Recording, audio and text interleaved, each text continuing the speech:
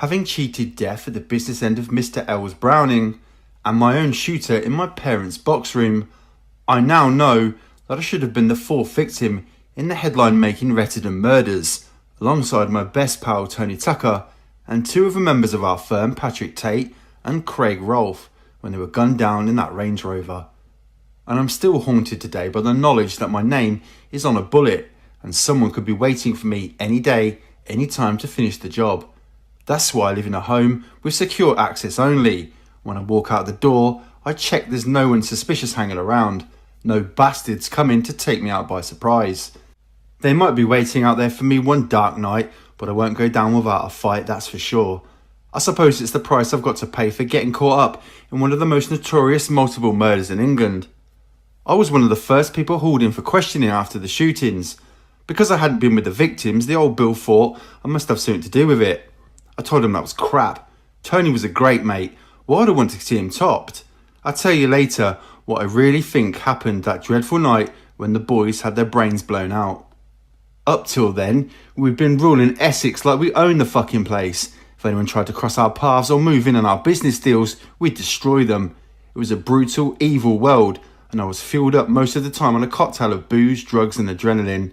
We thought we were invincible. I was so hyped up there were times when I thought literally that bullets would bounce off my body. The others were the same. We muscled up on steroids to try to look like fucking Arnold Schwarzenegger, doing coke and speed to see us through night after night without sleep. Most of the time the four of us went everywhere together, and I would almost certainly have been in the Range Rover with them on the night that they were shot if they'd felt they were in danger.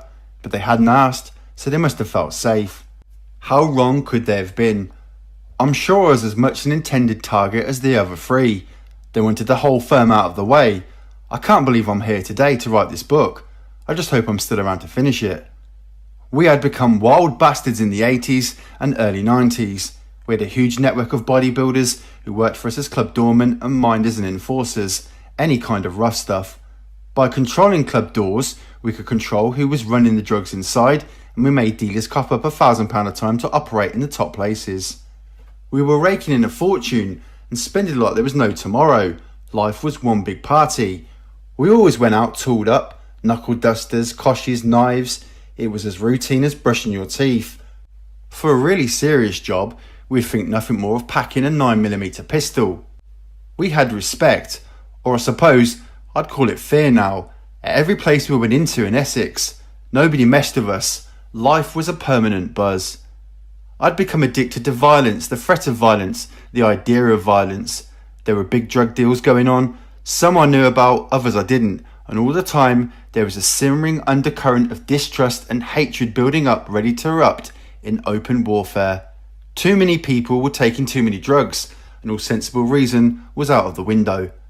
Once, we went to buy some Nick Travellers checks worth around £250,000 from another firm of villains up in East London. They kept messing us about, changing the dates and the times of the meet. So Tony decided we'd kidnap the fuckers to teach them a lesson. We'd arranged the meet in an out-of-the-way car park in Woodford. Some of us were carrying 9mm guns and the usual assortment of tools. Me and Pat Tate waited until Tony gave the signal, then all hell broke loose. I grabbed the ringleader and pummeled him in the head, while Tony and Pat smashed up the others. Pat started hitting one bloke so hard he sent him flying through the air and onto the roof of a car, setting the alarm off. Lights started going off all around the place, so we all ran to our cars and scarpered, leaving the other lot lying about, battered and bloody. It was all in a typical night's work for the Essex boys. Total disregard for law and order. I'll tell you more about the terrifying consequences of this job on another Essex villain later on. We lived like kings and parted like animals. We spent fortunes on tailor-made clothes and ran about in Porsches, Mercs and BMWs. Women seemed attracted by the aura of violence, and they threw themselves at us wherever we went. And I mean really good-looking girls, not Essex girl slappers. Pat Tate's appetite for sex was legendary. He'd been released from prison once a gunman blasted him at his home and badly injured him. He was rushed into hospital, bleeding badly, and put onto a ward all rigged up with tubes, bandages and plasters. Still, it didn't stop him wanting his end away, even when he was in traction. From his bed, he phoned up for some hookers to visit him, and he got up to all sorts. He thought it was hilarious. We were all pushing our luck with drugs. The night I came face to face with Mr. L's Browning, I was so pumped up on steroids and cocaine, I felt like I walked through walls. The terrible thing about drugs is you don't realise when you're on them how stupid they make you look. I deserved to be shot that night. I behaved like a fucking lunatic. But that's just the way things were. One small example of the way we were running out of control. We were getting up the noses of a lot of people, but we couldn't see the dangers brewing up around us. When I heard that Pat, Tony and Craig had all been wiped out on the Essex farm track just before Christmas 1995, it shook me rigid. I knew I had to take stock of my life and get my head clear of all the shit that was going on in there. It was 3 years before the killers were finally brought to justice, and that gave me time for a long, cold, clinical look at where I was. My best mate was dead, my head was done in with drugs, my liver and kidneys had been fucked by steroids. And I would need medical treatment for the rest of my life, however long that might be. My marriage was on the rocks, and every relationship I'd had was wrecked by philandering and paranoia. Not a great track record. I know that the men who were convicted of killing the boys, Michael Steele and Jack Worms, are banged up for life, but I can't shake the fear that I might be the next one to catch a bullet if old scores are going to be settled. The murders were supposed to have happened after Tony, Pat and Craig had been lured to a farm track on a bogus drugs deal. Maybe yes, maybe no. Whatever happened, they paid too great a price. Meanwhile, I'm keeping my head down and trying to rebuild the shattered remnants of my life, making sure I'm one jump ahead of any bastard that comes looking for me. I'll never forget the day just before the murders when I went to my mate Tony's house and saw him out of his head and injecting cocaine into a vein. Here was a man who was so proud of his body, a fitness fanatic, and there he was pulling down his shirt sleeves, trying to hide 30 fucking needle holes from me. I was shocked. But then, I'd got no room to criticise. I was on steroids for years, and in my opinion, they are the worst drugs of all by far. The emotional and physical side effects are catastrophic. You can become impotent, or you can go the other way and become a sex addict. That's the way I went. I became a rampant super stud. I wanted to fuck 8, 9, 10 times a day. I had 2 girls on the go at the same time then, but still wasn't satisfied. That caused problems with relationships when I started looking elsewhere. I was a horrible, revolting sexual predator and couldn't see it. I've seen 6 or 7 mates die in the last 6 years. I've seen a lot of things and I've done a lot of things. I've been to a lot of funerals. Now I've won my toughest battle. I got clean of drugs, and for the sake of my kids and my girlfriend and the few people who still believe in me, I've got to make sure my funeral is not the next one. Anna's screams will haunt me till the day I die. Long, anguished hours of despair as she learned the terrible truth about the savage murder of her lover and my best pal Tony Tucker. In those few moments, on a bitterly cold December day in 1995, I became embroiled in one of the most notorious gangland killings in criminal history. Initially, I became the number 1 suspect. I went under constant police surveillance for weeks. I went on my own quest for revenge, intent on wiping out the bastards who'd taken Tony's life. The first I knew that something was wrong was a phone call at about 10:30 in the morning from a mate saying, "I think something's happened to Tony and the boys." I said, "What do you mean? What sort of thing?" "Something bad," he said. He'd heard something on the grapevine, but wasn't saying much in case it was wrong. I switched on the radio to catch the news. It was there on the 11 a.m. bulletin. The bodies of 3 men have been found in a Range Rover on a farm in Retterton in Essex. I shuddered. I knew Tony, Pat and Craig used a Range Rover. I remembered the number, F424MPE. I knew they'd been planning a bit of secret business in Essex, but surely they couldn't be dead. The Essex boys are invincible, weren't they? I rang Andy, who worked for Tony on one of his health shops. "Have you heard anything?" I asked. "No, mate," he said. I was getting really bad vibes by now.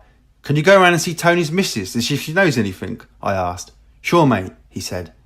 He phoned half an hour later. He was with Anna. She hadn't seen Tony since the previous night, but that wasn't unusual, and she had no reason to worry. "Oh, Christ, mate, the police have just arrived," he told me on the mobile. "They're at the door. They're talking to Anna now." Then I heard the awful screams in the background as Anna's world collapsed around her. I slumped onto my bed, sobbing like a baby, confused, distraught, fearful. This, I knew, was just the start of a dreadful nightmare. and the police quickly made it clear that they thought this could be the onset of a vicious gangland war with more bloodshed to be expected. I'd been a close pal of Tony Tucker's for 5 years, so it was no surprise that the old Bill were on my doorstep within a matter of hours. We were both from the back streets of East London and vaguely knew each other as kids. We met up again at his shop in Ilford, where he sold bodybuilding gear, sports equipment and health foods, and had a security outfit in the back offices supplying doormen for nightclubs. He was doing really well. He was shrewd in business and highly successful with his turnover, from providing club doormen earning in excess of £5,000 a week. There was an instant mutual respect when we met up in the early 90s. We were both fit, both bodybuilders, and shared the same interests in life: birds, booze and parties. He was shrewd with people too. He didn't tolerate fools gladly and was quick to make judgments about people he had only just met. I thought he was often too harsh with people, but he wasn't often wrong. "Be careful, Carl," he said. "Most people are only using you. Don't trust anyone." It was ironic that on the night he was killed, he'd gone down a lonely country lane in the dead of night. He'd clearly trusted someone and had blown him to kingdom come. That's what brought the cops to my doorstep. It didn't take them long to find out that we were best mates, and Tony had obviously been double-crossed by someone he'd believed to be a good pal. "We need to talk to you to eliminate you from our inquiries," which really means we thought you might have done it. "Where were you last night?" I was in deep shock. I was worried, I was angry, and I didn't want to tell them anything. Quite frankly, my first thoughts were that the Oldwood themselves had killed the boys. The tragic death of policeman's daughter Leah Betts from ecstasy a few months earlier triggered rumours that this was a brutal revenge shot down a dark lane to try to make it look like some sort of drugs war.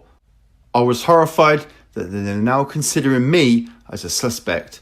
"Why the fuck would I want to murder my best mate?" I asked them. I didn't tell them how close me and Tony were. At that moment in time, I wasn't saying anything to anybody because I didn't trust anybody. If they'd dug around, they'd have found out the obvious, that me and Tony did a bit of security work together, that we partied a lot together, and that we were the best of mates. There'd been a lot of mutual favours. Tony would give me moody invoices for security jobs to keep the taxman happy, and I'd helped him with a club he was minding in Wandsworth and needed to sort through some bother with a little team of local villains. I took some of my boys up there and dealt with it. We stood beside Tony like mafia hoodlums. The locals thought I'd taken over the door, but I told them, "No, I'm just a friend. If you take on Tony, you take on us as well." We were both doing well out of the muscle business. I'd got my own company, doing club doors, concerts, sports events, that sort of thing. Made enough to live well. Tony rented me an office next to his premises in Ilford, and we sort of worked side by side for a few years. I was doing okay, but I made what I spent. If I'd made 10 grand, 20 grand or 30 grand, I'd spunk it all away. But Tony had the style and the business brain. He knew how to turn over real money, and he made it work for him. He knew how to run a company for a year, then liquidate it and swap the directors about so no one knew where the cash was going, least of all the taxman. He was really on the ball, fit, sharp, going places, a real professional. He was the one with the big house, the smart accountant, the flash cars, and the serious money in the bank. We used to joke he was like a mafia godfather character, and I'd call him Tony Mancino for a laugh. I was in his office one day when Nigel Benn phoned and asked me to do the security for his next fight. I'd already met Nigel's brother Danny when we were training in the same gym in Forest Gate when we were teenagers. Later on, when Nigel had just come out of the army and was getting ready for his first pro fight, Danny introduced me to him at the room at the top in Ilford, so we met briefly. We're chatting a few times since while I was on the door at clubs like Alistair's and Echoes, and so we were on chatting terms, and now Nigel was really making the big time as a fighter with world title ambitions. He'd said a couple of times that I needed a bit of work to give him a ring, but I'd never been someone to jump on a bandwagon and hadn't taken him up on it. Tony didn't know I knew Nigel, and Nigel didn't know I knew Tony. And Nigel didn't know anything about our criminal activities. He'd bought his vitamins, iron tablets and other similar legal supplements off him when he was in training. Tony was more than happy to do the security for the next fight. It was the needle match return fight against Chris Eubank in 1993, the one the entire British public were waiting for. Tony said, "Oh, I've got my mate Carlton here with me." And Nigel said, "I know Carlton, bring him along for the fight." That was the start of the three-way friendship that lasted through Nigel's career up till Tony's murder. Tony respected Nigel as a boxer and also liked him as a person. Once, Nigel was having some minor trouble with his wife Sharon, and Tony was having some woman trouble as well, and Nigel went to Tony's house and they sat and they had a good moan and a few tears. They really gelled together. Then there was me, totally different again, but we were all really bonded and become good mates. They were good times. We'd do the fight security together. I'd go with Nigel when he took the pre-fight blood tests, or when he went to the toilet or changing rooms, or we'd walk into the ring. There was a young handicapped boy called Tim whom Nigel had befriended, and whatever happened in a fight, the first thing Nigel would do was see him and give him a kiss, and he liked us to help Tim get him backstage. He was a great human being, Nigel. He loved that kid and the boy loved him. On the night of the Gerald McKellen fight at the London Arena in 1995, Tim was there as usual, and Nigel's second wife Caroline. But there was some trouble brewing early. I needed to make sure everyone was going to be safe. We walked Nigel to his corner. When the fight started, I went to keep Caroline and Tim company because you couldn't see much from behind the corner. There was this big black security guard barring my way. Then Nigel hit the deck in round one and looked in trouble. Caroline jumped up worried and leant forward, naturally enough. This black geezer started pushing her back. I said, "Hey, don't do that. It says Mrs." She sat down and held my hand. It was a vicious war going on in the ring. With every punch I could feel her squeezing me, taking the pain for Nigel. The black security guard stood right in front of Tim. Then Nigel turned the fight around and knocked McKellen out with some brilliant punches. We were all cheering and yelling and got up on the ringside cuddling Nigel. There were 13,000 people in there all going mad. Right in the middle of it, the black bloke tells me I've got to get off the ringside. I said, "Don't you put your hands on me." Tempers were flaring and Nigel could see what was happening. Even with all the pandemonium going on, he came across and took the bloke. "Hey, lay off, he's security." The bloke wouldn't take no for an answer and he was trying to push me off the ring. He said something, I can't really remember what it was, so bang, I headbutted him and splattered his nose. Tony was also on the outside edge of the stage holding onto the ropes, so I shouted, "Oh fuck, I've nutted him." The bloke tried to have another go and pushed me off. There were TV cameramen trying to film it for millions of Sky viewers to see, so we ducked out of the way because we didn't want the bad publicity. Then the teamwork snapped into action. As the bloke reeled back, trying to keep a foothold, Tony hit him, crack, and he took off, right up into the air, and where has he landed? Right on the judge's table.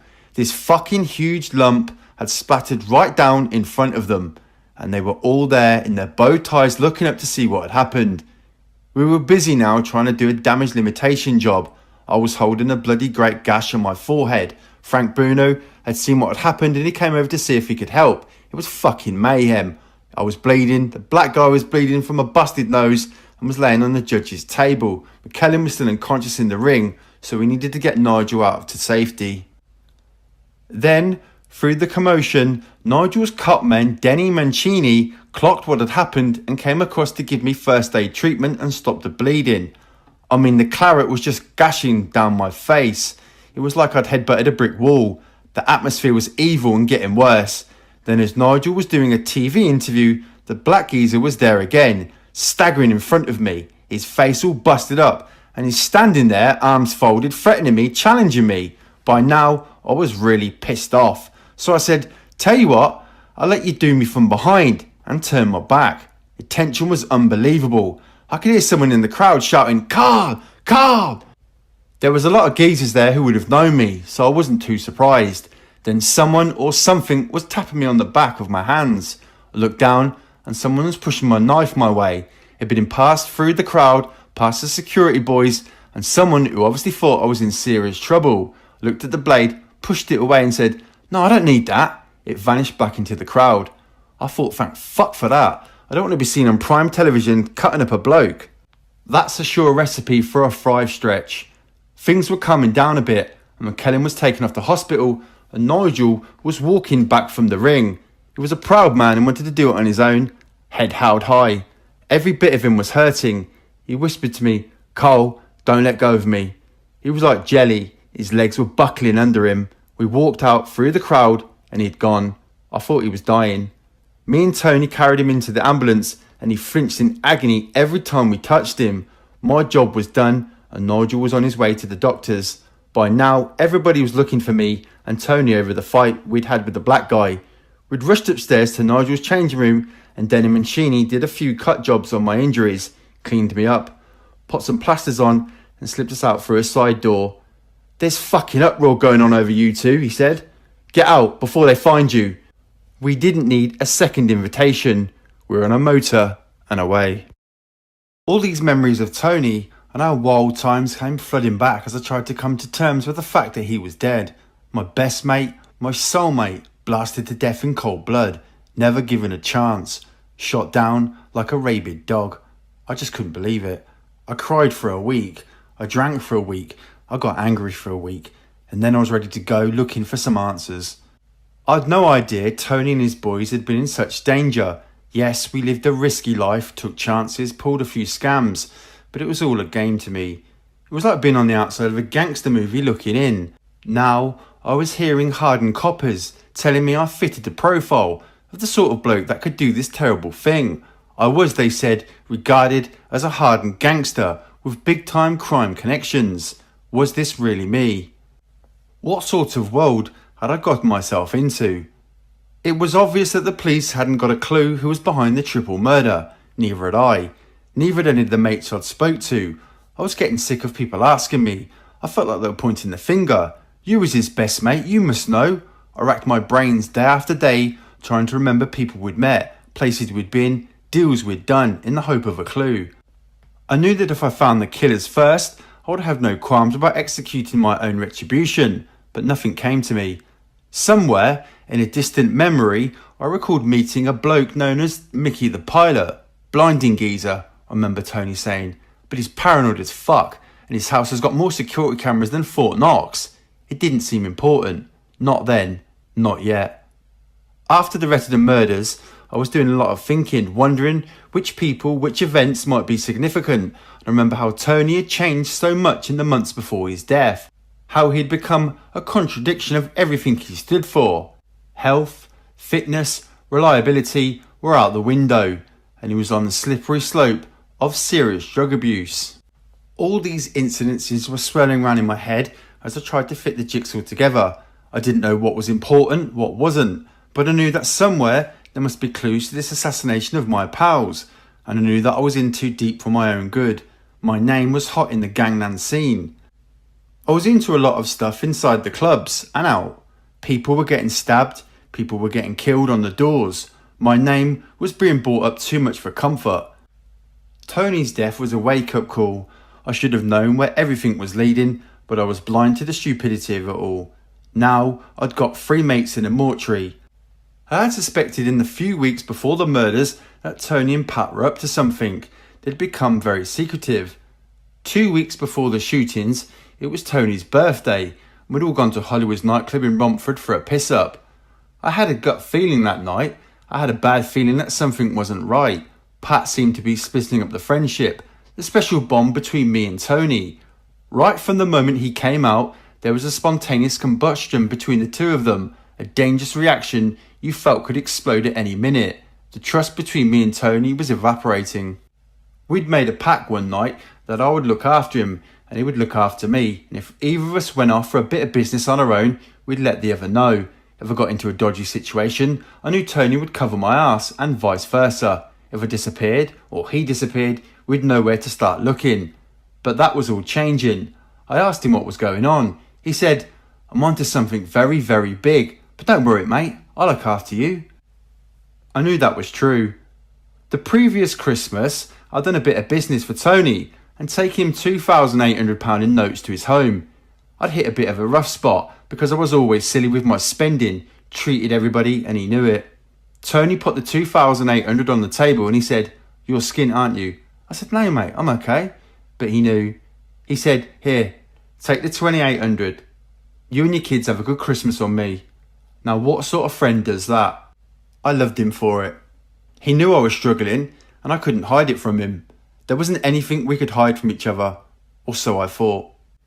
It was only after the murders that the dangerous secrets he had harboured finally emerged. He told Anna Whitehead, his girlfriend, that he was on to the big job, a big drugs deal worth over $1 million. A light plane was supposed to be flying a consignment of puff over from Belgium and landing it on a field near Rotterdam. Anna told me he kept saying, "I can't wait for this to go off. I'm going to give Carlton 20 or 30 grand out of it." She said he seemed more excited about giving me 30 grand than making a nice few quid for himself. It all turned out to be a hoax, but it rang bells with me. By then, I'd met the mysterious Mick the pilot, Mickey Steele, at a party at a mate's snooker hall in Dagenham. He was with his missus, and he didn't have a lot to say to Tony or me. But later on, Tony said he'd got this big drugs deal on the boil, and did I want to put some money in and get a share of the profits. I said I hadn't got much dough and wasn't interested anyway. It turned out that this time it was a genuine deal, but the puff they brought back turned out to be gank gear, a pile of rubbish. It went back to the dealers and they got their money back. By now, almost on a daily basis, I could see Tony and Pat were on high octane fuel, getting wild, doing the most ridiculous things. They were doing dangerous stuff like racing their Porsches up and down the A127 Southend Arteria Road at 140 miles per hour after a night spent mainlining on pure cocaine. They were also jacking up on ketamine, Nubain and shit like that. Tony wasn't a womanizer, but he was shagging other birds all the time, partying, drug taking and so on. I remember one weekend I was trying to contact him but couldn't get hold of him. He was off the phone. It was important, so I went to his house in Chafford 100 and knocked on the door. I thought something had happened to him. The door opened and Craig Rolfe was there with Tony. Craig was out of it.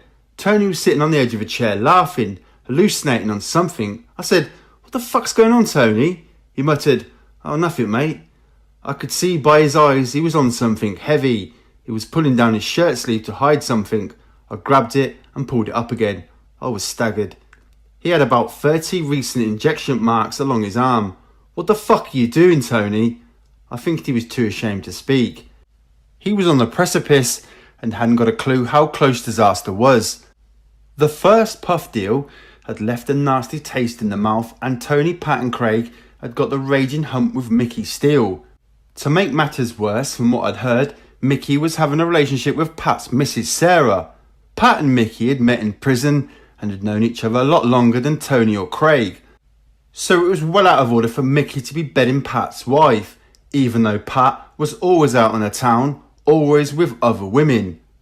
Pat was awesome. He was a big old boy with a big reputation, and he looked after a few people in prison and was well respected. He knew Reggie Cray well from Whitemore and had minded a gay boyfriend for him. Pat was a character and I liked him. Mickey got to hear that Pat knew about him and Sarah's affair and was gunning for him.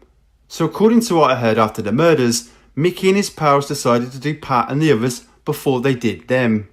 Mickey was very clever, very manipulative.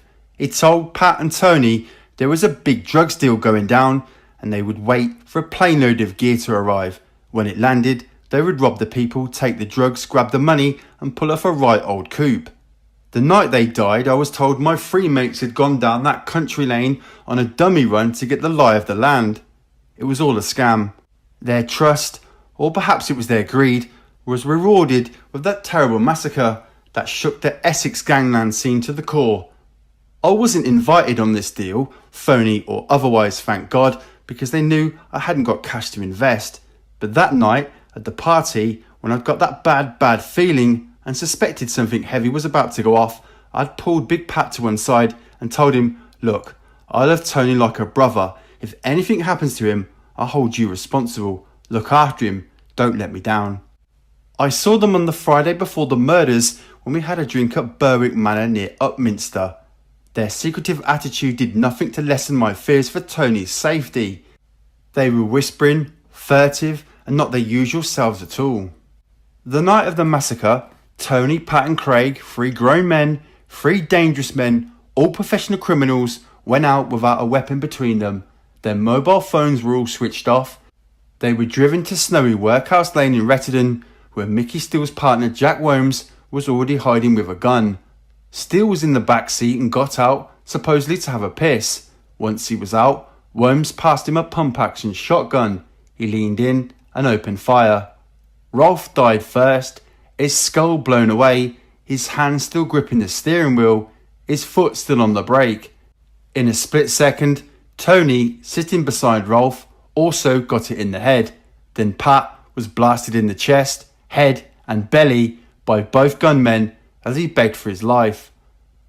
When anyone you know dies suddenly or violently, it sends a shockwave of nausea through your body that makes you physically sick. As the details of the triple murder emerged, as yet with the killers unknown, I was wrecked with a mixture of dread, panic and anger that led me shaking with rage. The next morning the police were around my house in Brentwood saying I could be a suspect. I'd got a team of boys round me from my own firm looking after me, and I was crying like a baby. "No way," I said. "Not Tony." I told the cops. "Let's get one thing clear. If you badmouth my pal, if you slag him off, you can fuck off out of here right now." One copper said, "We only want to eliminate you from our inquiries, Carlton." I fumed. "Eliminate me? He was the best fucking mate I ever had." He said, "Well, right now, you are the top of our suspects list." The weeks had dragged on since the Rettendon murders, and I needed answers. I knew who might supply them. Bizarre as it sounds, I was prepared to place my faith in a medium, a spiritualist, in one last desperate attempt to claim the raging fury that was driving me insane day after day. I was paranoid with anxiety by now, fearful of the constant police surveillance, worrying that every passing car, every motorbike might be carrying a hitman who would finish off what Rettendon had started. I'd got up morning after morning, looked at myself in the mirror and said, "What have you got yourself into?" I'd hoped Shirley might help. I knew the police had used her with some success to solve crimes or find missing people, and my mum swore by her powers. I wasn't sure, but my mind was so troubled by now, I drove to her home in Gants Hill and asked for a sitting. No names, no background, I just needed to know whatever she told me was not tainted by anything she might have read or heard about in the papers or seen on the TV news. Just Joe Blogs, come for a consultation. I wanted to make contact with a missing friend, I told her.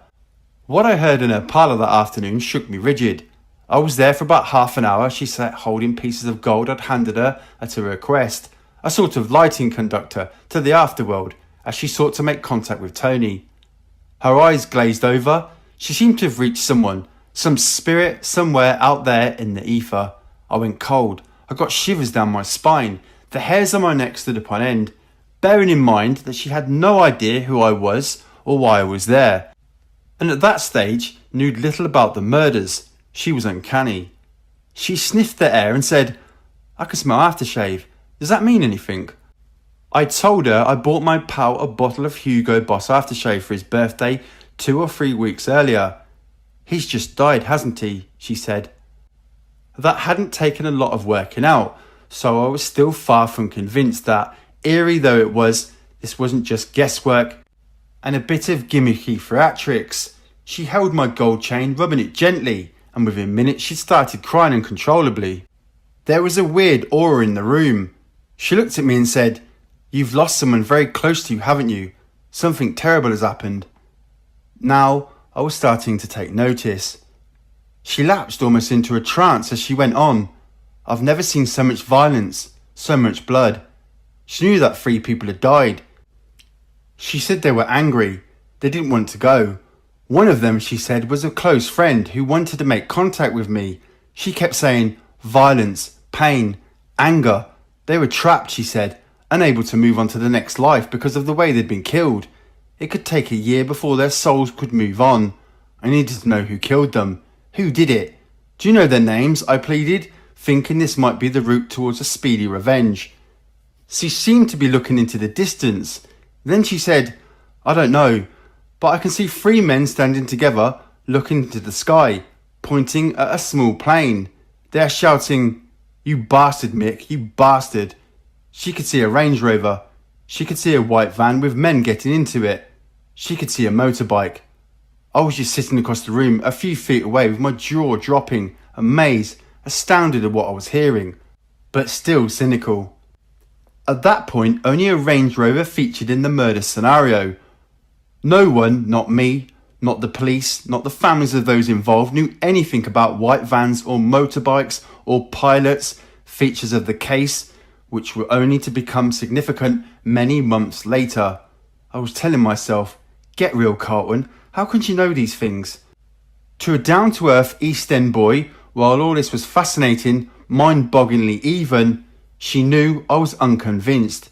She said, to let you know, I am telling you the truth. Your friend has asked me to mention Suffolk. Well, you could have knocked me down with a feather. Just 2 weeks earlier, me, Tony, Pat and Craig, the whole firm, had gone up to Suffolk by car to sort out a problem at one of the clubs Tony handled the security, where some local dealers were serving up drugs which were not approved by Tony. The manager asked Tony to get a heavy team to sort it.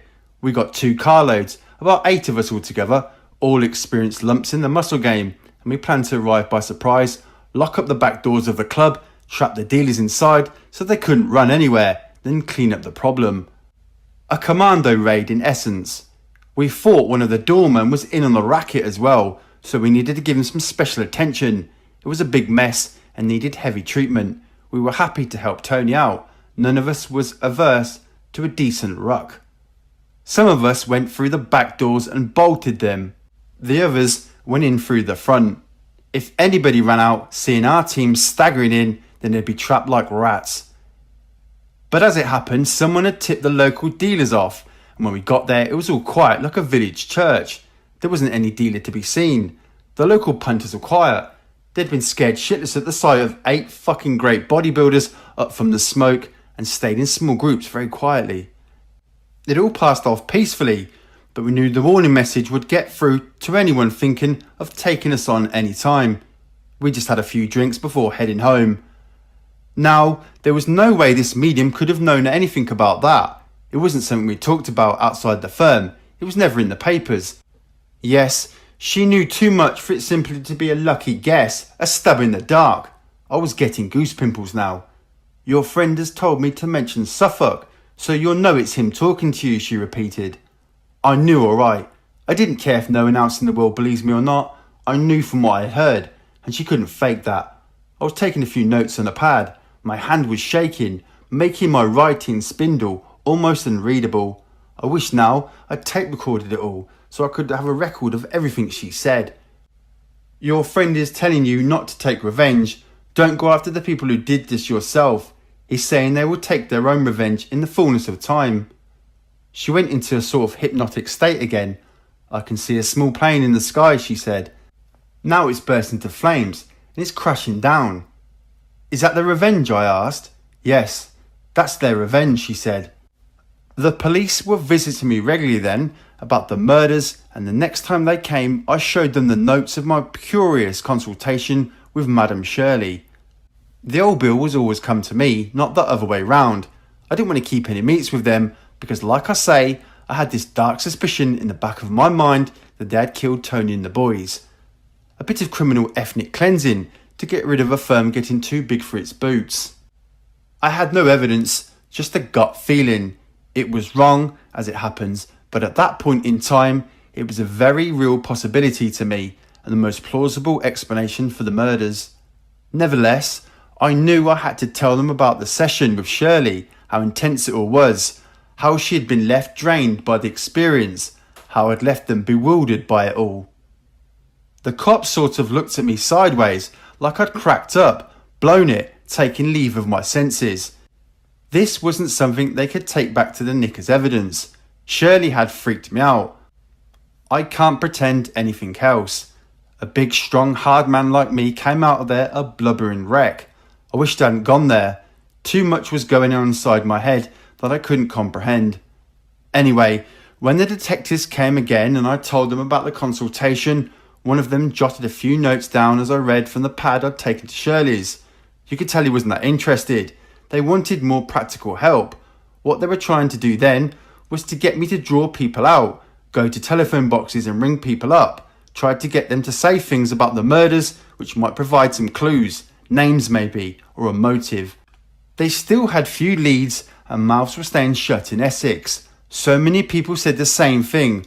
Nobody much liked the Tucker firm, or the Essex boys as they were known, and they were running out of control, and getting up the noses of a lot of people. Plenty would like to see them dead. Police and customs files were bulging with information about big drug deals, rip-offs of other dealers, shootings, stabbings, and even a murder in which Tony, Pat and Craig were supposed to have been involved. I knew a different Tony Tucker.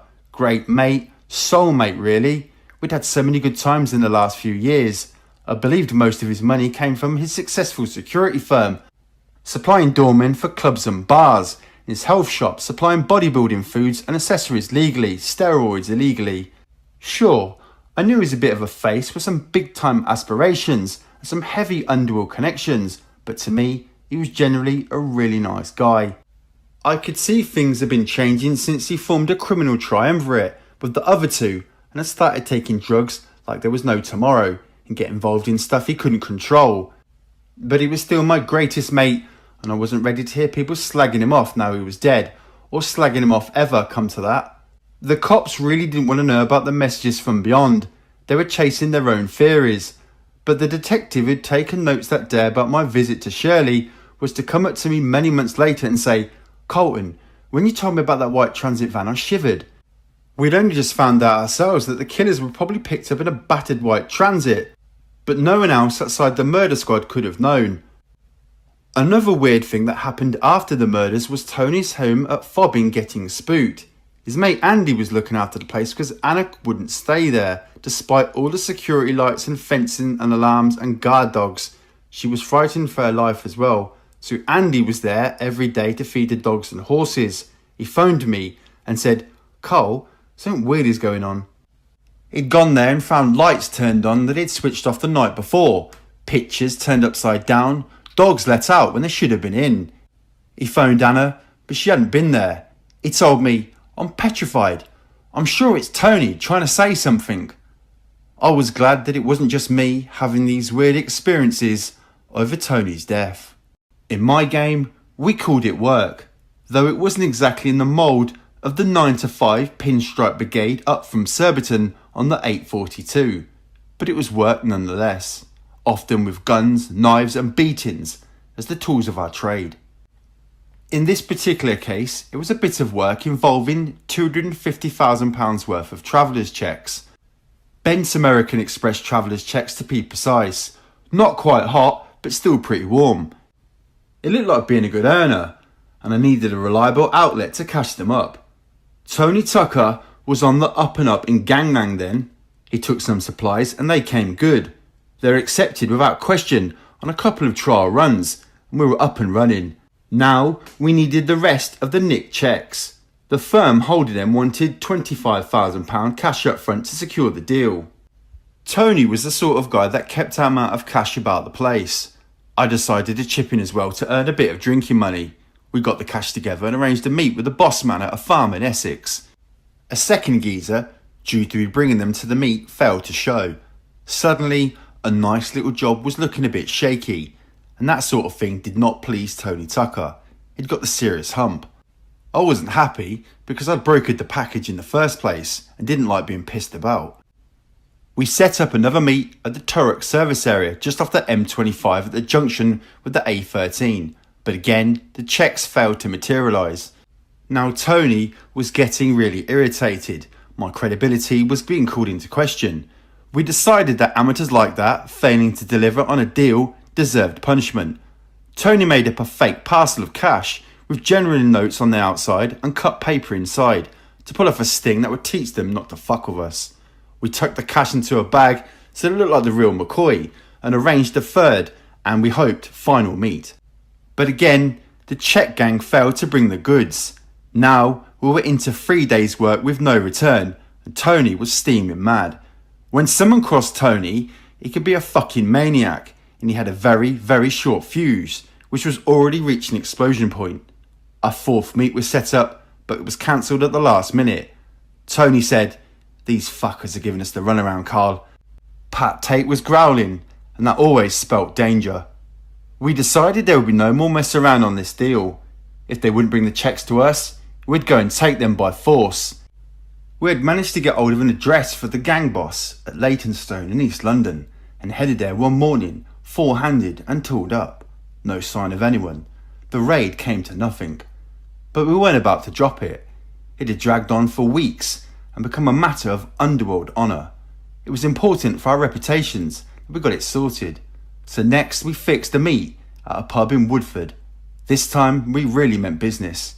We went six-handed in a big Shogun 4x4 and a BMW tooled up, of course. I was dressed head to toe in my trademark black and topped off with a baseball cap like the police marksmen wear. We looked like a fucking commando unit. It was dark and we just sat out of sight across the road waiting for the action. The geezer we wanted to see, Pete Willis, arrived and went into the pub with another couple of blokes. They came out again minutes later, ready to talk turkey with us, but they didn't get a chance. Tony and Pat went steaming across the car park and waded into them. One of them was cut straight away and was pouring blood. I don't know whether it was Tony or Pat's blade. We had planned to take the fuckers quietly without causing a scene in a public place, but already it was getting out of hand. Crash! Tony hit one of them with a right-hander. The bloke sprawled backwards across the bonnet of a pub customer's car and set the alarm off. It started wailing and house lights started flicking on. Blokes were screaming and yelling as we were trying to catch them, and there was a right old melee going on, which was certain to attract the old bill. Tony said we needed to grab one of the geezers and shove them in the back of the Shogun so we could do the business somewhere less conspicuous.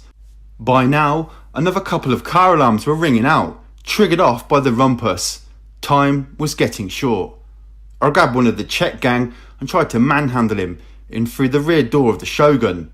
He started wriggling like a fucking rabbit, then he slipped out of his coat and did a runner into the night. I was left standing there with the coat in my hands, watching the geezer disappear into the darkness, screaming in terror. I had to laugh. I said to Tony and Pat, "Come on, it's all gone belly up. We've got to get out of here before the Rozzers arrive." In seconds, we were gone. But Tony's fury was reaching detonation point. Willis and his firm were marked men. The bond of friendship that had been forged between Willis and Pat Tate while they were in prison together was out of the window. Tony decided Willis must be punished for his piss-taking by way of an instant fine. So his car was nicked and offered to me for free. I said, "No, I don't really want it." Tony said, "He's bounced you, Carlton. You have it. We'll find the bastard." This was Tucker's law, and I went along with it. This was around the time when I noticed Tony's drug habits were making him increasingly violent, irrational, and even more dangerous than usual, and the whole atmosphere around our firm was getting scary.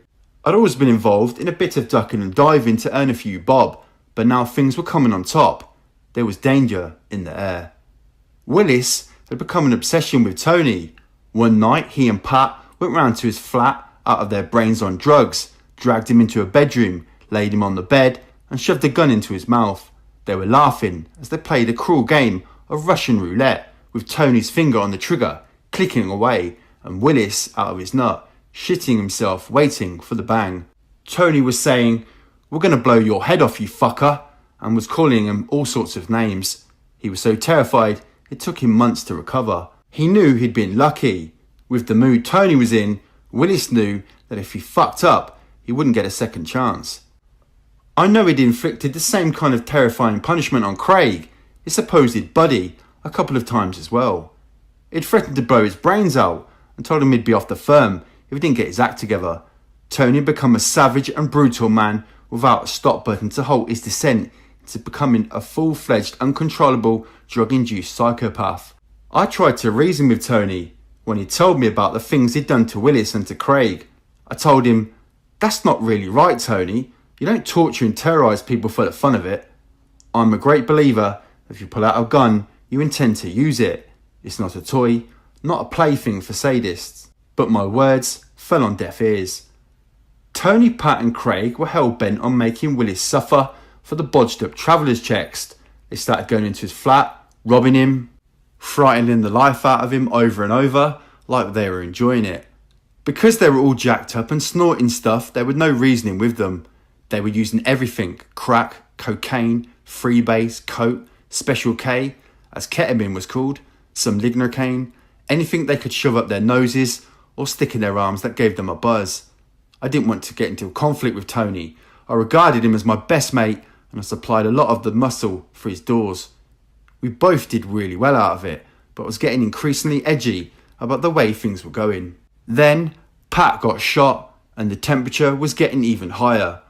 I remember Tony turning up late at a big gangsters party at Phil's snooker hall in Dagenham and saying that Willis had put one in Pat's arm with a pistol, causing a nasty but not life-threatening injury. Our first concern was that Pat was in serious trouble with the prison authorities because he was still on parole from his last sentence, and any suggestion that he was mixed up in any sort of villainy and he'd be back inside so fast his feet wouldn't touch the deck. And that would be a key member of the firm out of action. Tony said Pat had been shot by someone hiding in the bushes of the garden of his bungalow near Basildon. He'd been in the bathroom with his little boy when someone had rattled off 2 shots in quick succession, and Pat instinctively put his arm to protect himself and the child, and the bullet had smashed into his arm and out of the other side. Although Tony had no evidence as to who had fired the shots, he said, "I know it's that bastard Willis." I asked Tony if he was certain, because there would be a list of people who might want to take a pop at Pat. He snapped, "Of course I'm sure, that little fucker's definitely done it. He's going to pay for this." It was a sinister prediction that people knew would soon become reality. It brought the party to a rapid close. Tony was gutted. I was gutted. Nobody felt like partying anymore. Normally, these underworld shindigs are a right good laugh. Locked doors, coded entry only, no strangers allowed. This was gangland letting its hair down away from prying eyes. Now people were leaving early, drinks half finished. The only topic of conversation was Pat's shooting, and of course, what Tony's next move would be. We visited Pat in hospital the next day. He was surprisingly chirpy for someone who just stopped a .38 bullet. He too was certain that the would-be assassin was Willis. Tony said, "Right, find him. I want all these stops pulled out. Find the fucker. He's done, Pat, and he's going to die." I was a little bit half-hearted about starting a big search. I knew that Pat and Tony had both terrorised Willis, and this was probably the frightened victim striking back on the basis that he might get them before they finish him, or life would become a nightmare forever and a day. I could imagine how he felt. I knew I would have struck back as well. I didn't argue with Tony because it was pointless, and I knew more bloodshed was on the agenda for the Essex boys. I wasn't far wrong. A couple of days later, Tony and Craig stormed into Willis's home at Leigh-on-Sea, and Willis was hiding in the garden, gun in hand. He started firing at them, panic-stricken, in broad daylight. Then he made a run for his life. Tony was quickly on the phone to me, screaming, "The bastard! I'm going to kill him when I get hold of him." I said, "Well, why do you keep going round there? He's shit scared of you." Tony was having none of it. "I'm going to kill him. I'm going to take everything he's got." I thought to myself, this is madness, absolutely fucking madness. I'd got my security work going on in London and a few little things on the go on my own, but I could see Willis's business and Tony's maniacal obsessions bringing it on top for me. I wasn't about to ditch our friendship, but I didn't want to be put on offer for something that really wasn't my concern. It was getting silly. I thought I might be able to pour a bit of soothing oil on these troubled waters by seeing Willis and having a chat. He admitted straight away that he was the gunman who'd shot Pat, but he was in a terrible state. He was sobbing down the phone and said that his family had been threatened and were too frightened even to step outside the door. He said, "I've got people who say you're a good person, Carlton, and you won't hurt me." I told him I'd try and do what I can behind the scenes to take the heat off, but with the mood Tony was in, I was making no promises. We started going into hospital regularly to see Pat. By now, he was off the general ward and was in the side room on his own. Well, I've never seen anything like it in a hospital. Pat was getting regular supplies of coke and crack and was holding wild drug parties that the hospital authorities were too scared to stop. And to top it all, he'd even got a brass in there for sex. Tony had hired the escort girl at £500 a day, and she more or less moved into Pat's room. He was a man with a big sexual appetite, and the girl earned her money the hard way, if you get my drift. I walked in one afternoon, and there was a crowd all laughing and joking. And then I saw Craig in the adjoining bathroom washing up some cocaine to turn it into rocks to smoke as crack. The brass was laying on the bed beside Pat, looking like she'd had a hit of something as well. And to top it all, he'd got a shooter in the drawer beside the bed. I couldn't believe my eyes. Tony saw the expression on my face and burst into uncontrollable laughter. That was it. Everyone started laughing, like it was all one big joke, including Pat, a man on parole from jail in a hospital room with drugs and a gun. Talk about chancing your arm, even if it has got a bullet hole in it. I could see the madness of it all. It was chaotic. Tony had lost it. They'd all lost it. But I don't work like that. I rounded on Craig and his crack factory. You're off your fucking heads. I could see the crack, the most addictive of all forms of cocaine, a plastic bottle to smoke it. I could see powdered cocaine, pills, pipes, puff, all sorts. Some of the people had been partying there all night. Tony had slept on the floor. I couldn't believe this could happen in the National Health Hospital. I couldn't believe the nursing staff and the doctors would tolerate it. But I suppose, on reflection, who's going to risk a good hiding by grassing up a hard-looking bunch like that? A nurse came in while me and a pal were on a visit and must have clocked what was going on. She didn't say anything. I just muttered excuses about visiting a friend and turned to my mate and said, "Come on, we're out of here. This is crazy." I looked at the others, all out of their skulls, and said, "What are you fucking doing? You are well out of order."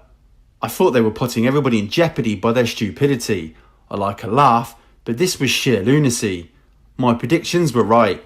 Early the next day, the police steamed in and nicked Pat in his room in possession of the handgun, a bag of pills, an ounce of puff and cocaine. The prostitute was still in business and standing by Pat's bed.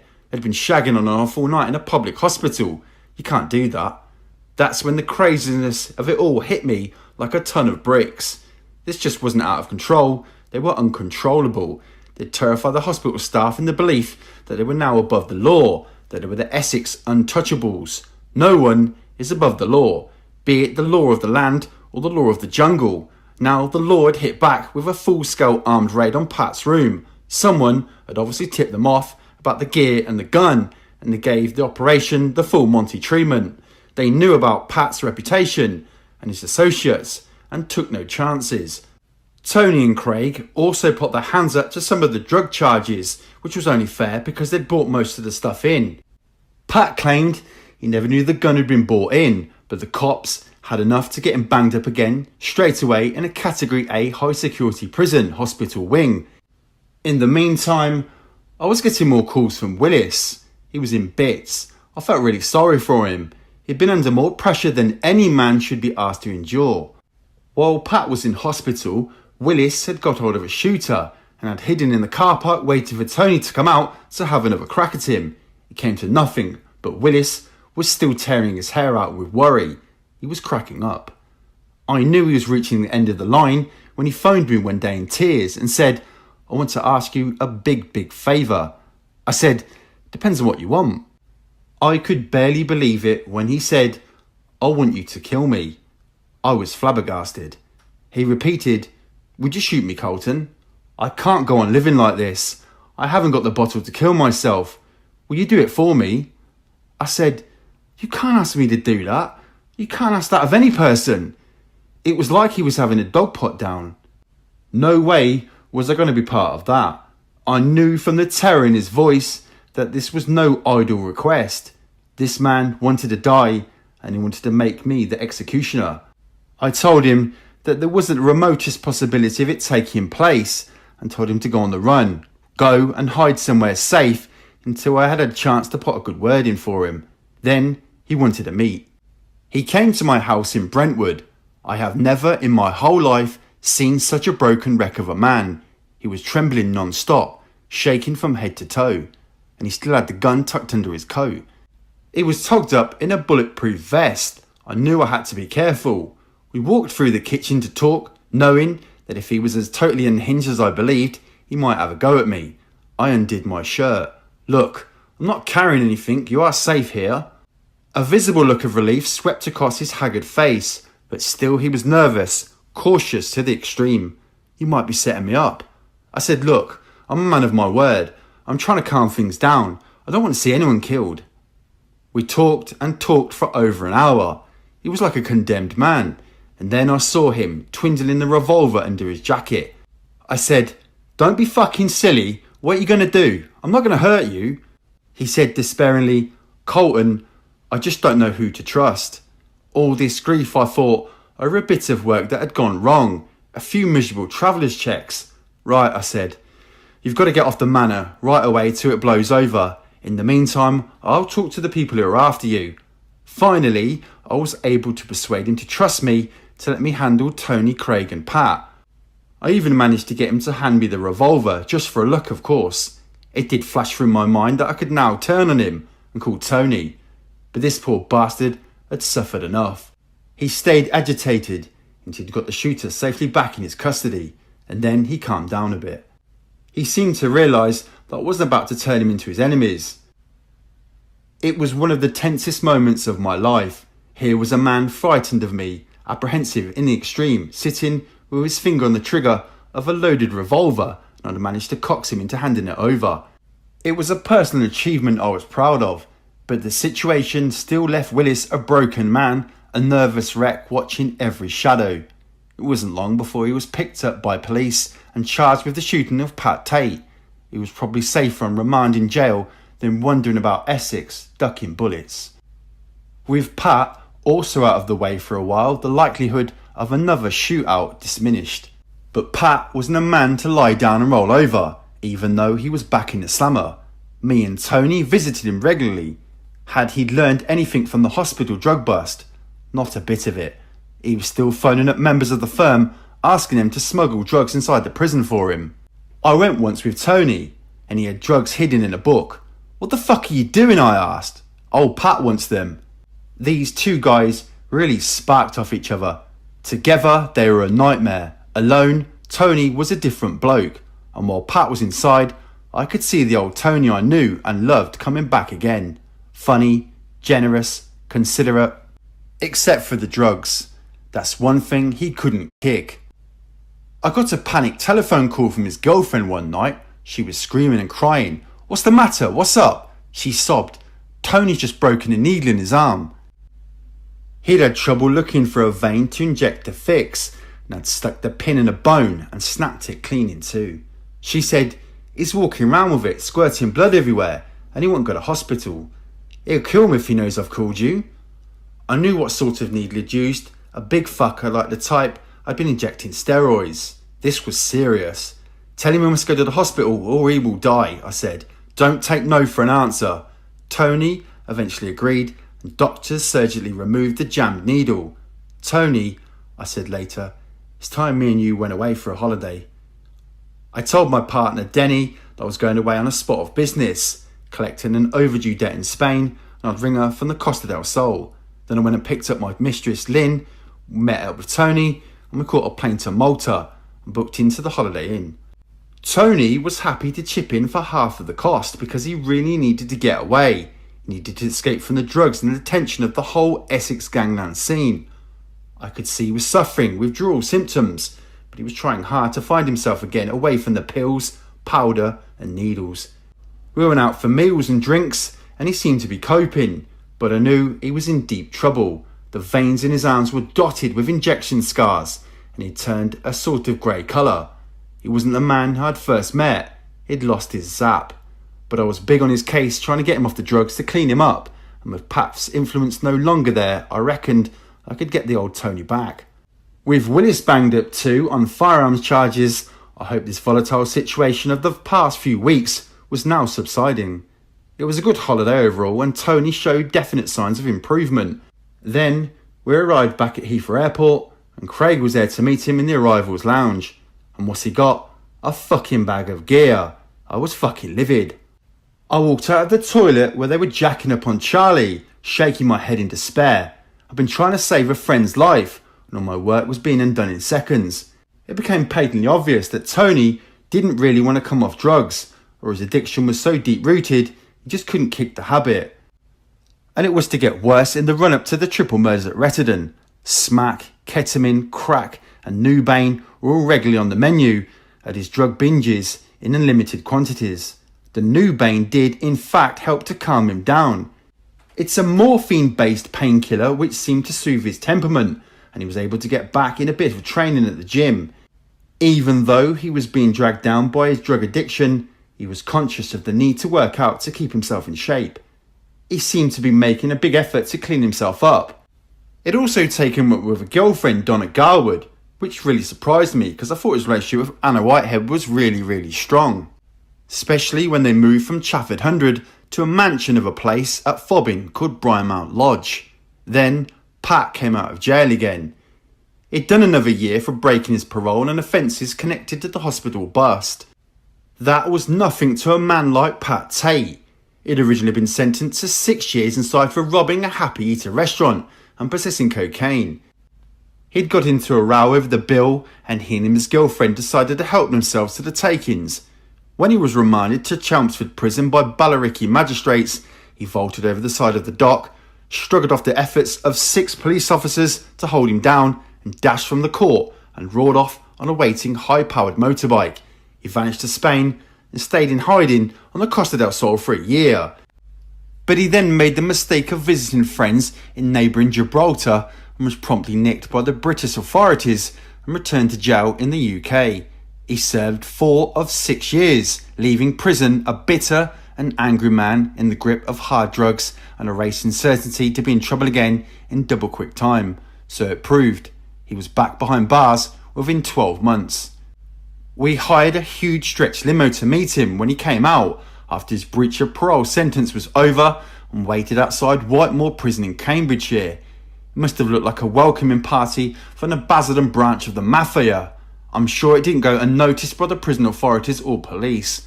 Pat had not used his time inside to clean up his act. Just the opposite, in fact. He'd put pressure on various people, including Tony, to slip him drugs, including heavy-duty steroids on visits.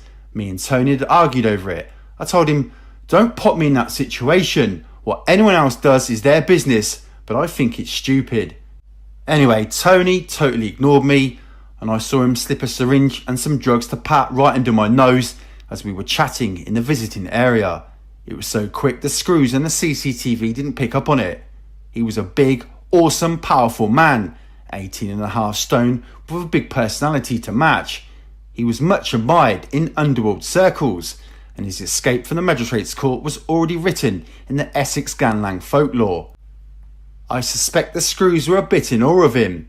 He was a man to be feared, a man who could sort out problems, so I think maybe he had his uses inside. He had lots of clout among black and white prisoners alike, so I reckon the screws thought he could oil the wheels for them. I think that was the way they looked on him.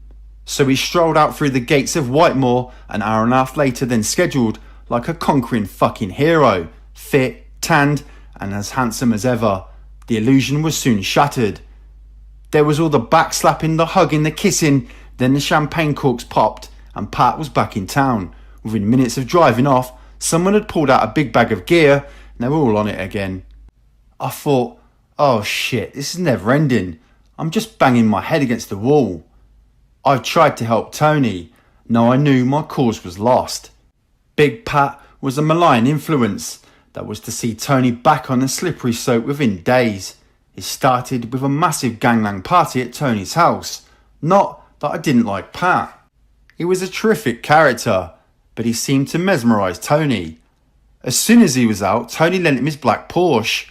Pat was swanning round Southend in it, boozed up, bird at his side, when he got involved in a smash and was pulled by the police. Not only was he out of his head, the car contained several gun shells belonging to Tony, which he'd held legally as a member of a gun club, so he was bringing a load of shit down on us unnecessarily.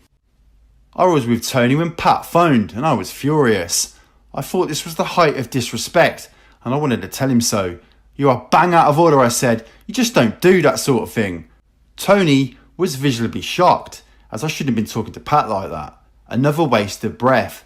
Next, Pat's gone out and brought an identical black Porsche, same year, and have started their crazy 140 mph races up the A127. So the madness went on.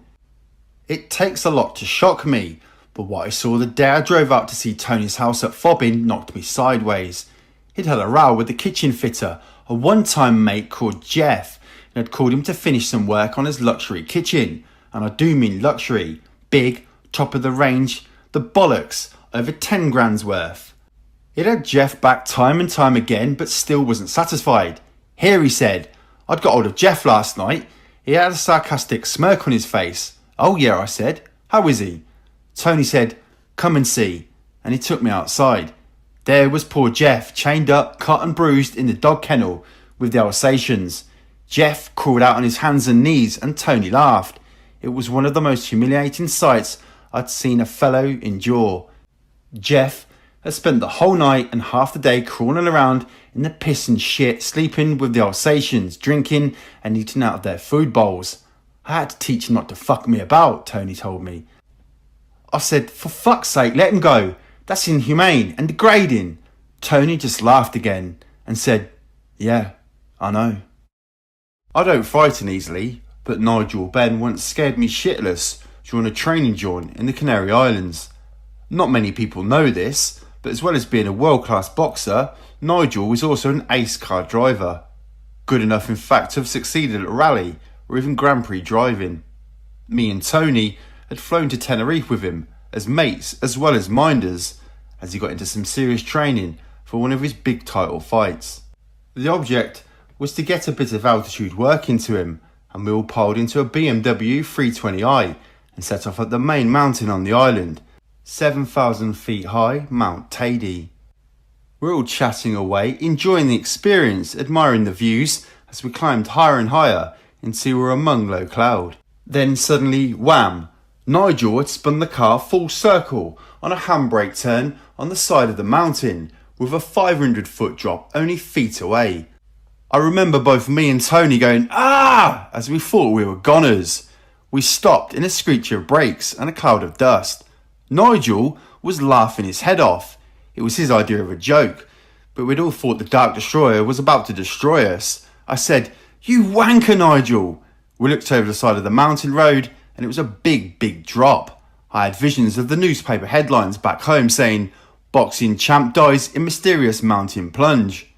The next time we went up from the training camp, we had Ray, one of Nigel's sparring partners, with us. Me and Tony half knew what to expect. We were gripping tight as we wound up the mountain road. Up. I thought, you're not going to do it, are you? We're about as high as you can get before the road runs out. Then the smirk came over Nigel's face. Wallop! He spun the motor 360 degrees again. Me and Tony both looked at Ray. His mouth was open and his eyes were popping out of his head. What the fuck? He shouted. Another knockout laugh to Nigel. But I suppose it wouldn't have pleased his promoter, agent or insurance company to know that Britain's favourite fighter was dicing with death upon a Spanish mountain. How would that have looked if we'd have had a crash and ended up dead or badly injured? Someone saying it was just his party trick done for a laugh would sound a bit of a sorry explanation. But that was Nigel, as fearless behind the wheel of a car as he was in the ring. I don't know when he decided it would be a laugh to spin a Beamer halfway up a mountain, but he wasn't a fool and must have felt confident that he had everything under control. I did worry though that one day he would overcook it with one of his stunts and end up badly hurt in a wrecked motor. They were good days with Nigel. I had the greatest respect for him as a fighter and as a human being, and we remained good friends through thick and thin. And we did have some traumas. We regularly flew out to the Tenerife training camp with him and went through the motions of top-level high-pressure workouts with him. I say through the motions because it's only when you try it that you realise what a tough regime these guys set themselves. They make it look so easy. Then they are superbly fit specimens of manlyhood. Me and Tony were big, muscly bodybuilders who could hold our own any day of the week in a nightclub ruckus. But we couldn't hold a light to Nigel when it comes to stamina, speed and supreme fitness. He once invited me to try a workout session on the pads in the gym. I'd seen Nigel do it and Tony do it. So I got gloved up and set about knocking 7 bows out of the pads. No warm-up, just straight in, whack, whack, whack. But I was too big, too muscle-bound, and within a few minutes, a searing pain went through the ligaments in my shoulder. I'd ripped a ligament just under my arm. It hurt like fuck. It taught me a valuable lesson. Being fit and being muscle-bound are two very different things. I tried running with Nigel at high altitude on the mountains. I knew my left leg wasn't strong after the car accident, so I volunteered to do a downhill session of about a mile with Nigel while Tony drove the car. When we stopped, I was shot away. My whole 17-stone body was shaking in convulsions. I had difficulty breathing. My muscles were a burden, not a help. Oh yeah, that was great, Nigel, I gasped. After that, it was strictly the gym for me. Weights and bars. Fuck those hills. Nigel always paid for the villa in Tenerife, and we bought our own plane tickets. We were pleased and proud to be there. If he needed us, we were never far away. Nigel kept himself to himself most of the time, while we were in the training mode, but occasionally went out, and found himself being mobbed by fans. He was a top international sporting figure, and recognised the world over. We were always there to ensure no one got too enthusiastic. He liked to relax playing records, as a guest DJ at Bobby's Bar on the holiday island. It was cool. The faces of unsuspecting holidaymakers when they walked through the door and saw a hotshot boxer Nigel at the turntable was a picture. I remember one visitor from Manchester going up to him and saying, "Hey, you don't have to look like Nigel Ben." Nigel smiled and said, "No mate, just a lookalike." A lot would have said, "I am Nigel Ben," and revelled in the adulation. But not Nigel. He liked the quiet life. They were good times away from the tensions of London and Essex. Tony's death hit Nigel badly. Though he was unaware of Tony's criminal activities, he could see a ton of bad publicity heading his way as newspapers and TV explored the relationship between top boxer and murdered drug dealer. He was shocked by the information coming out about the criminal activities of Tony and the other boys. He could hardly believe that this was the same Tony Tucker he knew and liked. He had planned to have Tony's name emblazoned across his boxer shorts for all to see in the next fight as a public token of their friendship. He was advised, don't. His management could see that even in the tough world of professional boxing, to have links with a major drug dealer, a man who had walked you out through the crowds at all your top fights, was certain to bring much unwelcome publicity. Tony's death was principally being linked to the death of policeman's daughter Leah Betts, and with Raquel's nightclub in Basildon, where she got the ecstasy tablet that had killed her, and which was under the control of Tony and his firm. To have been seen supporting Tony Tucker would have been professional suicide for Nigel in that current climate. It was time for the muscle to back off from the boxing champ. Nigel experienced his first major defeat at the hands of Sugar Ray Malinga in Newcastle on the very first occasion he walked out to the ring without Tony and me beside him in March 1996. He'd phoned me a few days earlier and said, "You will be there to walk me out, won't you?" I said I would, but I had reservations both for Nigel and me. "I really want you there," he said. "I'll call you to confirm." It was my birthday on the night of the fight. I thought I can cancel my party and Nigel was more important. We were still good friends despite all that was going on in connection with the murders, and I thought I should be there. I sat and waited by the phone. I never heard another word. I was hurt by it. I thought I'd been ditched at the last minute because of the fear of more bad publicity. I sat and watched the fight at home, and for the first time ever, I wanted Nigel to get beaten. He did. And afterwards, I discovered that the silence was nothing to do with Nigel. He said his management had asked the security to do it, but she had forgotten. I was back at his side, walking him ringside for the next two fights against Steve Collins. He lost them both, and the glory days were over. But we'd had some really good times along the way. I'd made many fond memories of the excitement, the buzz of a big fight night as we walked Nigel out and the crowds partied to let him through. His minders at his side, millions watching on TV. I remember being ringside with Nigel at Wembley on the night Frank Bruno won that great fight against Oliver McCall. We were all ecstatic. Nigel was one of the first to climb into the ring to hug him and congratulate him. Great scenes. We got back to the dressing room and Nigel discovered that he'd lost one of his handmade gold and diamond Cartier ear studs in excitement. He said, "It's got to be in the ring. Quick, Carl, go and look for it." Look for it. It was bedlam out there. Jubilant Bruno fans were thronging through the arena, thousands and thousands of them. Nevertheless, because Nigel was worried about his poxy gold earring, me and Tony started clambering our way back towards the ring. Talk about swimming against the tide. We were climbing over people, under people, over seats, over barriers, and finally made it into the square. Amazingly, we spotted the glistering diamond among all the feet, undamaged, and I was down on my hands and knees to scoop it up. Then we had to repeat the operation, battling through the crowds yet again to return the earring to Nigel. He took one look and said, "Thanks, Carl. I never thought I'd see that again." I loved the fight game, and to be as close to the action as I was with Nigel was a fantastic thrill. I loved all the razzmatazz of walking him out through the dressing room, through the cheering crowds, hearing the music blasting out, feeling so proud when he won that I had big tears in my eyes. I stood with him when he peed blood after some of his toughest battles caused by extensive punishment to the kidneys. After a fight, if he was okay, we'd usually get changed and showered and head off to a club somewhere. It was amazing how Nigel could stand up to some of the fiercest battling in the ring, then within a couple of hours be ready to go out partying. He knew a lot of people in the nightclub business. We'd often have a club to ourselves, courtesy of the management. He was an idol in clubland. We'd drink and dance and Nigel would DJ his way through the night, sometimes till 6 or 7 in the morning. It was his favourite way of unwinding. He was good too, and he'd always managed to find some great funk and soul tracks to keep the punters happy. It was amazing really.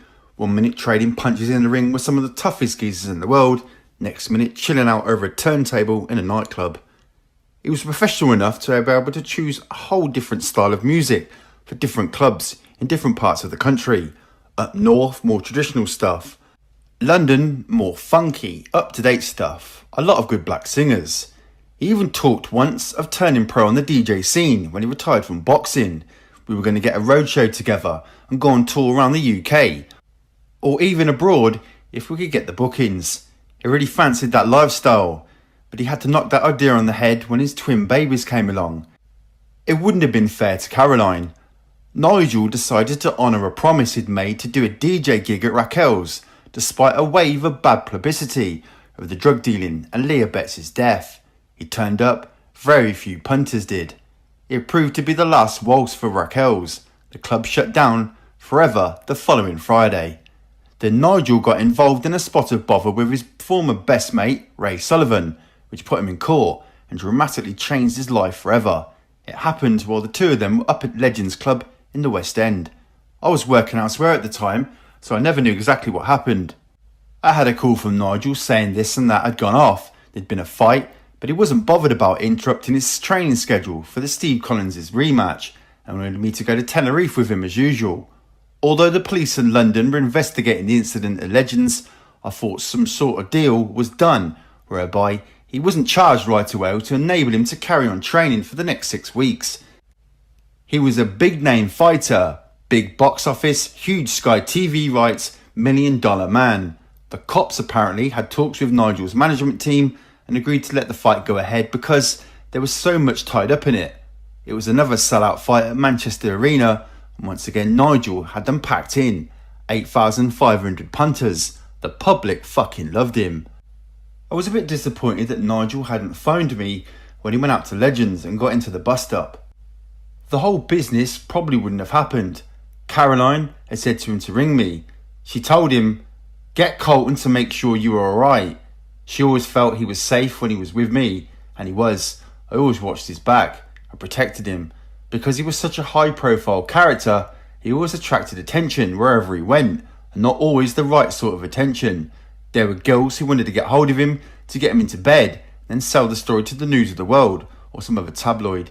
Then there were blokes who wanted to pick fights with him, to prove how hard they were. He was there for the taking, an upfront, high profile, high publicity value multi-millionaire, and a nice guy to boot, and he needed protection. I used to warn him how dangerous some of the gold-digging girls could be, however tempted he might be. However pretty the woman, I always said, don't even think about it, Nige. I really hate those slappers who sleep with someone famous and then go run into the newspapers. They are the lowest of the low, cheap slags.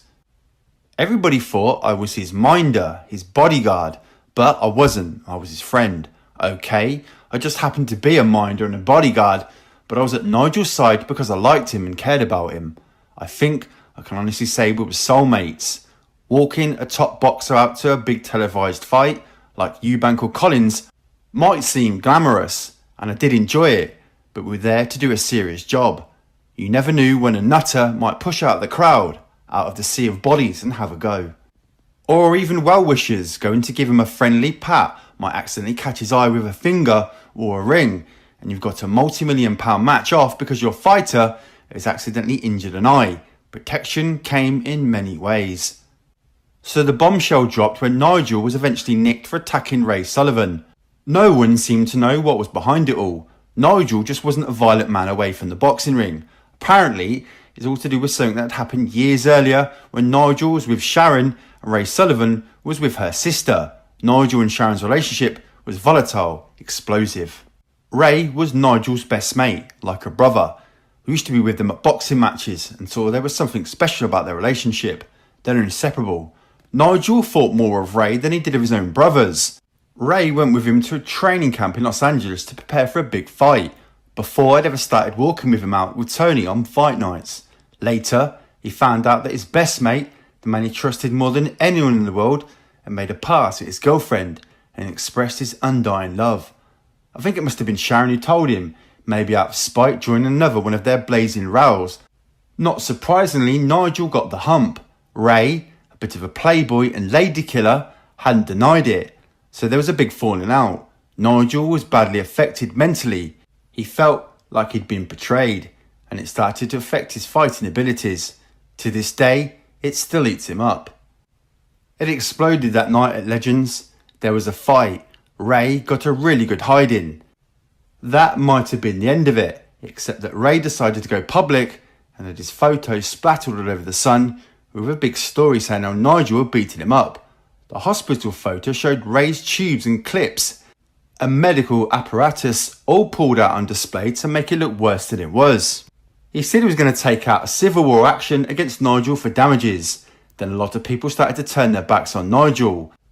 Ray was quite well liked around the club scene, and a lot of people had it in for Nigel and were slagging him off big time behind his back. They thought he was just a bully boy boxer who smacked Ray for no reason. Then Nigel was charged with causing GBH and was awaiting trial in court. Nigel was feeling the pressure and he came to me and said, "Carlton, I need help." I was going out with him to clubs and seeing people just turn their backs. They said to me, "Why are you sticking with him? He's just a thug." I told them it wasn't for me to say. I was a friend and friends stick by each other. I suggested to Nigel that he went public like Ray had and gave his side of the story. Then people might understand, but he wouldn't. With the court hearing pending, it was probably the right decision. They might have considered it contempt of court. So Nigel wanted help. I said I would explain the situation to people if Nigel didn't want to talk about it. Gradually they were saying, "Oh yes, we can see why it happened." Nevertheless, I stayed close by his side. There was still danger out there for the Dark Destroyer. The trial started at Middlesex Guildhall Crown Court in May 1997 in a blaze of publicity. The prosecution claimed that Nigel had smashed a glass ashtray in Ray's face in a savage and unprovoked attack. Nigel and Sharon's love life came under scrutiny as the motive for the assault, which led to Ray having 105 stitches in his face and nose. She said, "Nigel had loads of affairs, but I was always 100% faithful." Nigel said Ray, who worked as a ticket agent, had tried to frame him over the attack at Legends to try to get damages. The jury believed him, and he was cleared of all the serious charges that could have put him inside. The judge, though, did say he thought Nigel had brought the prosecution on himself and refused his £50,000 defence costs. Had to smile as the cheers went up for Nigel from supporters in the public gallery. The clouds had been lifted.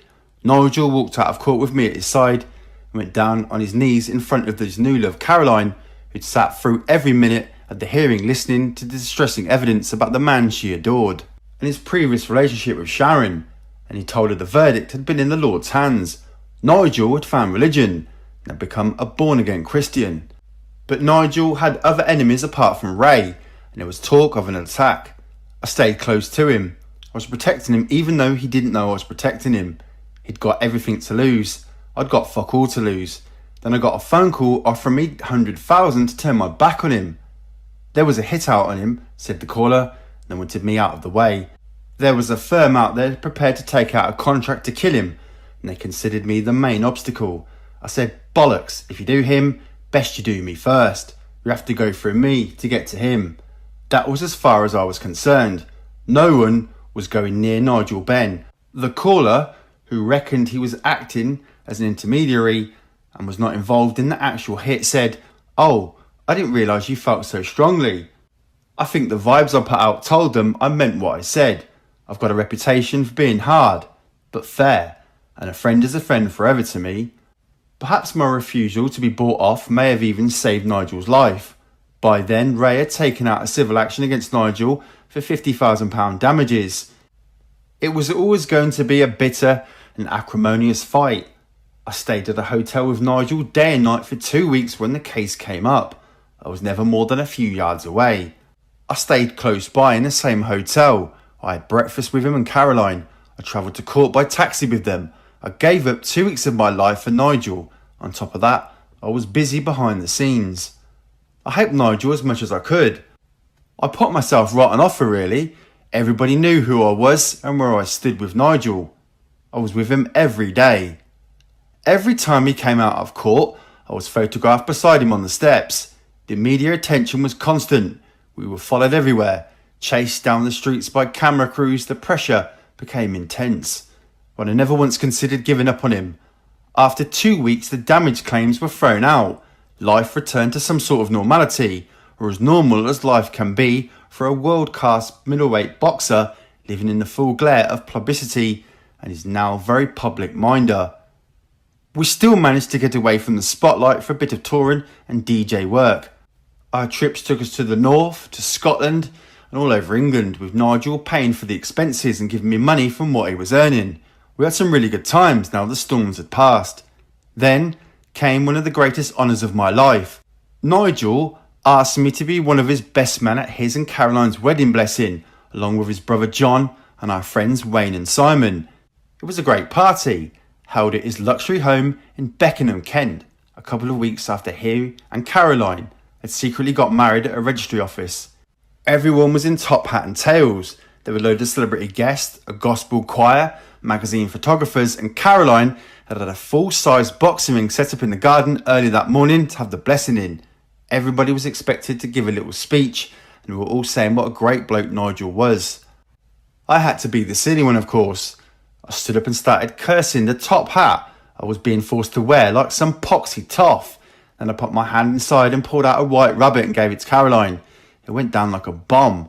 Then I told the guests I'd done a big speech for everyone, and you could see them groaning as I fumbled with a piece of paper.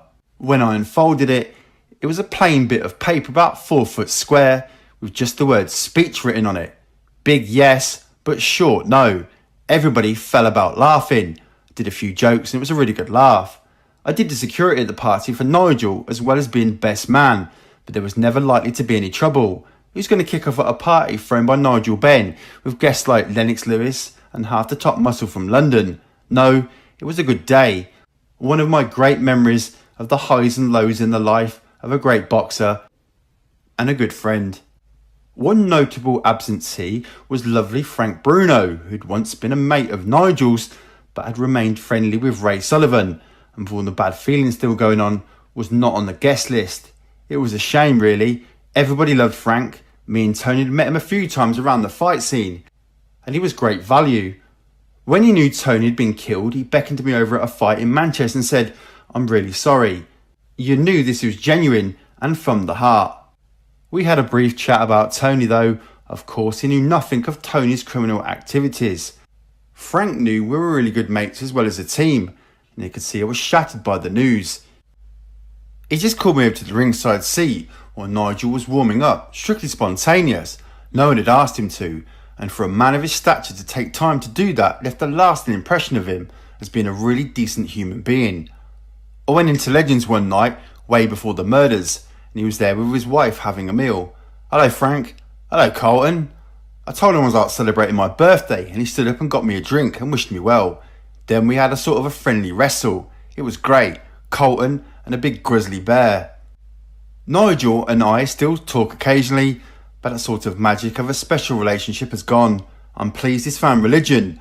I think he needed it in order to find himself. I wish him well. He can rest assured that the little secrets I know will remain safe with me, even in this book. He's a knockout bloke, if you pardon the pun.